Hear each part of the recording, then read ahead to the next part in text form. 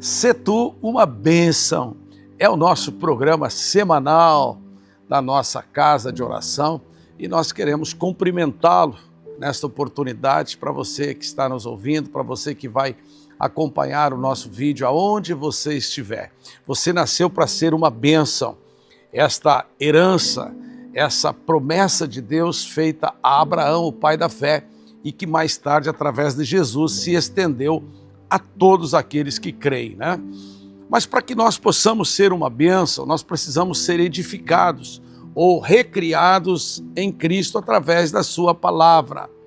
Há uma palavra que nesta oportunidade eu quero trazer para você, que tem por base o livro de Provérbios, no capítulo 9, onde fala que a sabedoria construiu a sua casa e edificou ali suas 7 colunas.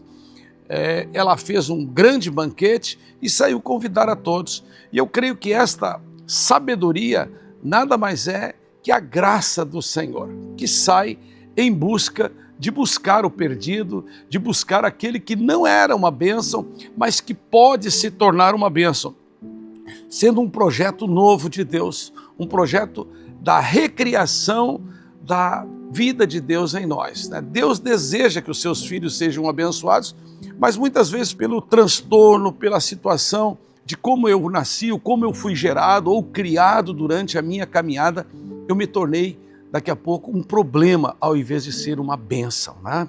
Então nesse tema do temor, da sabedoria, do entendimento de Deus, o Senhor nos fala de algumas colunas. Ele fala de 7 colunas e nós queremos falar de algumas colunas que nós encontramos nesse texto, né? Esse texto que fala exatamente de como eu me tornar uma bênção. Se eu participar, se eu vim e me tornar um participante desta festa, nada mais é que o objetivo de me tornar um abençoado do Senhor. Então, Provérbios 9, verso 9 fala assim: dê instrução ao sábio e ele se tornará mais sábio ainda. Ensine o justo e ele crescerá com prudência. É um texto que fala exatamente de uma oportunidade de ouvir o conselho, de ouvir a instrução do Senhor. Tem tantas instruções, tem tantas formas de eu receber instruções hoje do mundo, né? Mas tem uma específica que é a instrução do Senhor, né? Então eu preciso saber que tipo de instrução ou que tipo de conselho eu estou ouvindo para que eu me torne o propósito de Deus na terra. Se eu ouvir o Pai, o Criador, aquele que me tornou filho de Deus, né? Certamente que eu receberei a instrução, a informação e a vida prometida por Ele. Então eu quero falar dessa coluna chamada conselho. Você já parou para perceber quem que é o teu conselheiro? A quem você se aconselha? A quem você busca, né? Dê instrução ao sábio. É o mesmo que dizer, dê um conselho ao sábio e ele vai se tornar mais sábio ainda. Pois bem, a palavra de Deus, ela é conselho e fortaleza, né? Toda a palavra logos de Deus, desde o primeiro livro, desde Gênesis até o Apocalipse, nós vamos ouvir conselhos de Deus. Muito embora na parte do Antigo Testamento nós vamos ver uma sombra da realidade que é o Novo Testamento de Cristo Jesus, né? Então essa palavra, quando eu recebo ela como um conselho e começo a praticar, eu vou ter a oportunidade de ser o projeto de Deus da minha vida, né? O plano de Deus, o projeto da recriação. Talvez durante a tua caminhada tenha sido só problemas, só enfrentamentos de perturbação, um diagnóstico que realmente fora te dito, você não tem jeito, né? Não tem jeito sim. Se eu receber o conselho de Deus, eu posso ser recriado, uma vida recriada com os conselhos de Deus, né? E a obtenção exatamente daquilo que Jesus disse, eu vim para que tenham vida e a tenham em abundância. Mas isso muitas vezes usado como um chavão bíblico, Jesus veio trazer vida com abundância, não me leva a refletir, será que eu estou recebendo os conselhos de Deus para receber essa vida com abundância? Ou estou recebendo os conselhos do mundo querendo uma vida abundante? Se eu receber os conselhos do mundo, os conselhos de alguém que não se aconselha com o Senhor, certamente que não terei essa vida abundante. Jesus, certa ocasião, ele disse assim, quando um cego guia outro cego, ambos vão cair no mesmo buraco, né? Então eu acredito sim que uma cegueira espiritual, um conselho de cego, um conselho daquele que não consegue detectar a situação, eu não me refiro ao cego físico, mas ao cego espiritual, aquele que não discerne entre a palavra de Deus e a palavra do mundo, né? O modismo, né? Deus não tem moda, Deus tem uma realidade, Ele é a verdade, né? E nada podemos contra a verdade, senão em favor da verdade. Eu quero trazer uma reflexão aqui do rei Davi, que um dia, né, cheio da presença de Deus, um homem segundo o coração de Deus, né, mostrou a sua fragilidade, né, desejando trazer a arca do Senhor para Jerusalém. Ele consultou os seus capitães, os seus generais, o seu exército, né? E a palavra disse que ele errou, né? Por quê? Porque ele consultou quem não deveria ser consultado. Talvez o rei Davi, na sua inocência ou na sua imprudência, né, desejou estar bem com o seu exército. E nós não temos que desejar estar bem com as pessoas somente, nós devemos estar bem com Deus. E ele buscou esse conselho, então, diz aqui no texto de 1 Crônicas, capítulo 13, que Davi consultou os capitães de 1000, os capitães de 100 e todos os seus chefes. E então disse a toda a congregação de Israel: se vocês acharem por bem, nós vamos buscar a arca do Senhor. Né? Em outras palavras, se o seu exército concordasse, eles haveriam de buscar. E toda a congregação e todo o exército de Davi aplaudiu Davi e disse: não, nós iremos sim. Então vamos lá, vamos preparar uma carroça nova, né? E foi o que eles fizeram, né? Puseram a arca do Senhor, né, que havia sido deixado numa casa lá nas fronteiras de Israel, né? Aqueles que haviam roubado a arca do Senhor tiveram que devolver a arca. Eles tinham colocado lá 20 anos numa casa, na casa de Abinadab. Era um judeu que estava por lá guardando a arca, então somente guardava aquela arca. 20 anos depois, Davi vai lá e diz assim: puseram a arca de Deus numa carroça nova e levaram da casa de Abinadab, através daquela carroça sendo puxada por bois, até que num determinado local do caminho, então acontece que os bois tropeçam e aquele que conduzia os bois tentou agarrar a arca. E ao tentar agarrar, segurar a arca, diz que ele foi fulminado, morreu diante de Deus, porque ele não era um homem preparado para conduzir a arca. Naquele tempo, no Antigo Testamento, a arca só podia ser conduzida pelos sacerdotes, pelos levitas, por uma tribo especializada em carregar a arca do Senhor, né? Você pode dizer assim: pô, mas aquele tempo era lei. Sim, hoje a graça do Senhor nos dá uma condição. Para carregar a presença de Deus, eu preciso andar em Cristo Jesus. Não tem outra alternativa, né? Não tem outro meio. Ele é o caminho, Ele é a verdade, Ele é a vida. O único que nos deu, nos entregou a sua vida foi Jesus Cristo, né? Davi, diz a palavra do Senhor, que teve grandes transtornos por buscar um conselho. Ao invés de buscar o conselho sacerdotal, ele buscou o conselho no seu exército, no seu quartel, né?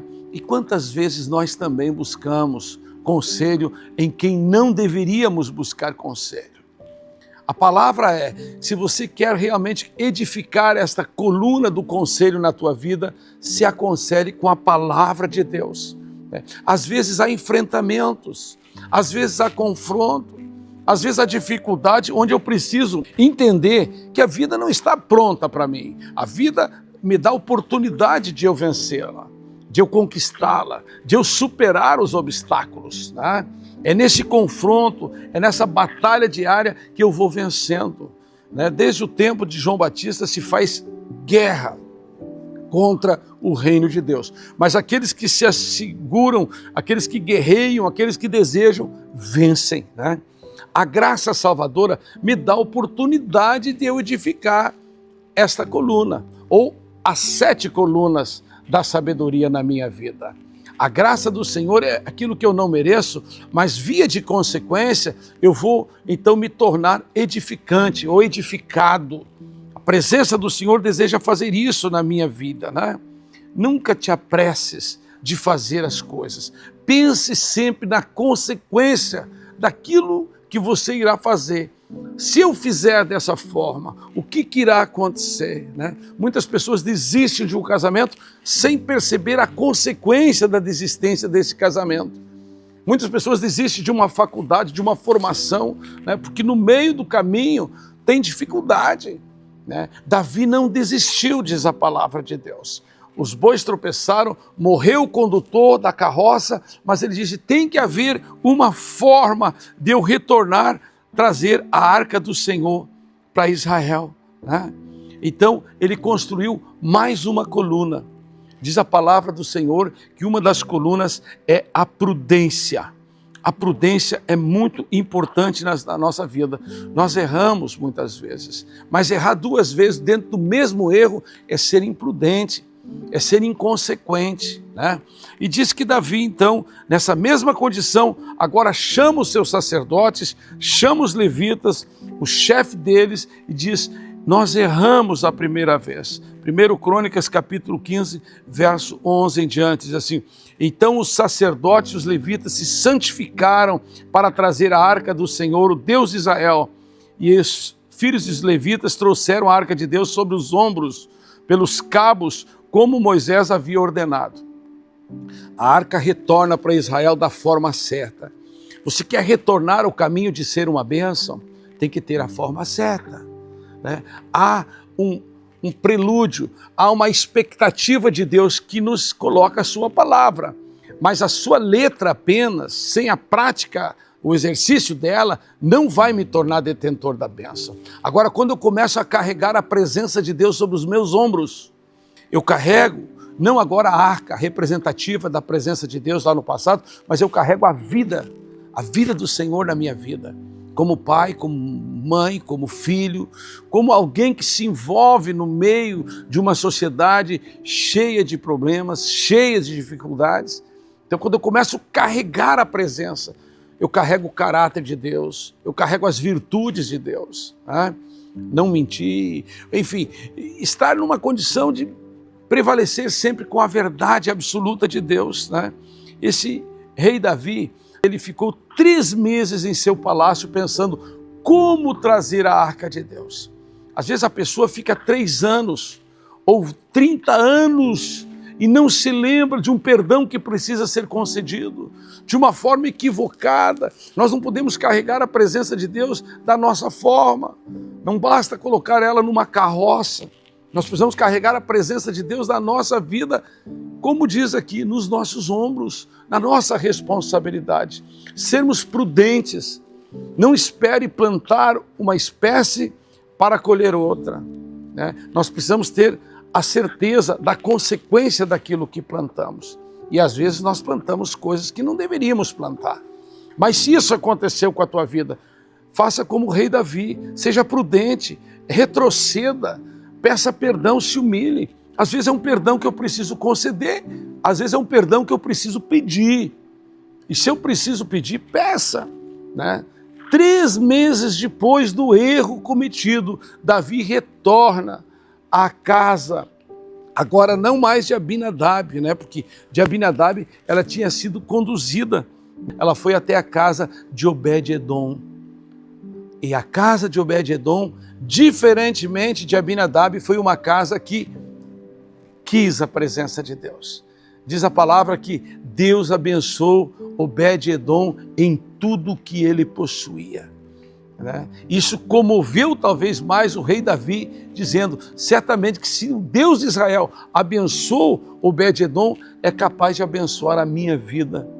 Se Deus é capaz de abençoar alguns filhos, certamente que deseja abençoar você. Você nasceu para ser uma bênção, né? Talvez na tua caminhada os bois tropeçaram, a carroça que você carregava, os pensamentos, né? Nós somos uma cachola cheia de informações, cheia de conselhos, né? Mas quantas vezes nós erramos? Talvez seja o momento de nós retroagir e ver aonde que nós estamos errando, né? Seja prudente, seja como o rei Davi e repense na tua caminhada. Eu nasci para ser uma bênção, e se eu não estou sendo uma bênção aonde eu estou, reflita. Quem sabe hoje seja o tempo de uma mudança, né? De um turning point, um ponto de virada. Um novo ponto de virada é chegado na tua vida. Você nasceu para ser uma bênção do Senhor.